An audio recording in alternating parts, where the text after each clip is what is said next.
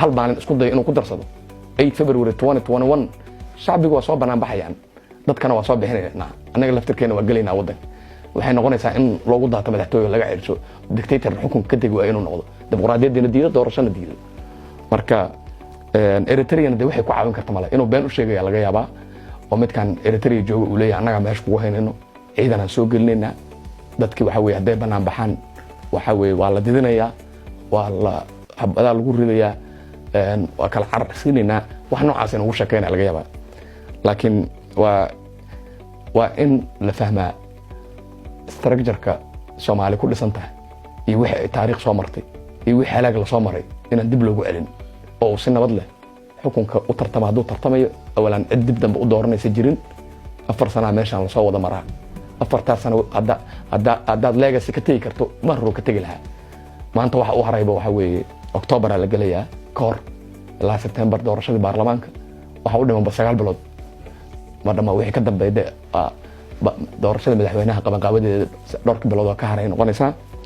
marka wixii iska gabagabo marka waxaan uu egyahay neef gowracan geeda kama waabto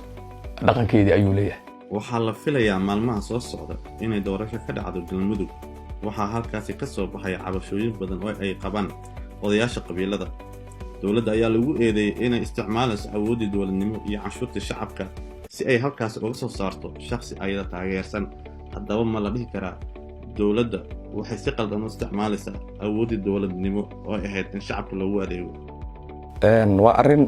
aad iyo aad looga xumaado waxa ka dhacay galmudug laakiin waa waxaan nagu cusbayn oo hore waxay uga soo dhaceen Southwest beedabo maamulkaas ayaa saas oo kale la soo yeelay waxa la isku dayay in la yeelo Jubbaland waa shaqeyn weyday wax walba la dul dhigay waxa la isku dayay in laga sameeyo Puntland waa shaqeyn weyday galmudug feeri waxa hadda laga sameeynayo waa wax loo sameeynayo in dan shakhsi lagu gaaro dad iyo codeeya ha iga soo baxaan dadaan anigu wata ha iga soo baxaan wax anigu aan raba ha iga soo baxaan oo wax shakhsi iyo dan shakhsi ah opportunistic ya dan umadeed ma aha dan qarannimana ma aha haddii marka ay ka talinayaan danta ummadda Soomaaliyeed wanaaga dalka haday ka fakarayaan dad muwaadiniin haday yihiin oo dad dalkooda iyo dadkooda u naxaya ummadda dhamaanaysa iyo dhiigooda u naxaya haday yihiin waxay ahayd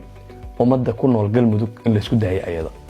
inay meel isugu yimaadaan ayagoo kaaba qabiiladoodii leh ayagoo culimadoodii leh ayagoo haweenkoodii leh ayagoo dhalinyaradoodii leh in meel la isugu geeyo intay rabaan ay wada hadlaan sanad ha wada hadlaan 2 sano ha wada hadlaan ha shiraan intay doonaan iska socdaan waa ogtahay Soomaalidu waxay jecel yihiin shirarka ay conflict resolution kooda ku xalnaa inay muddo dheer qaadato ma jecla inay muddo gaaban waxay ku dhameystaan marka in lagu fangareeyo oo lagu caawiyo oo adduunka loo weydiiyo la yiraahdo aan caawiya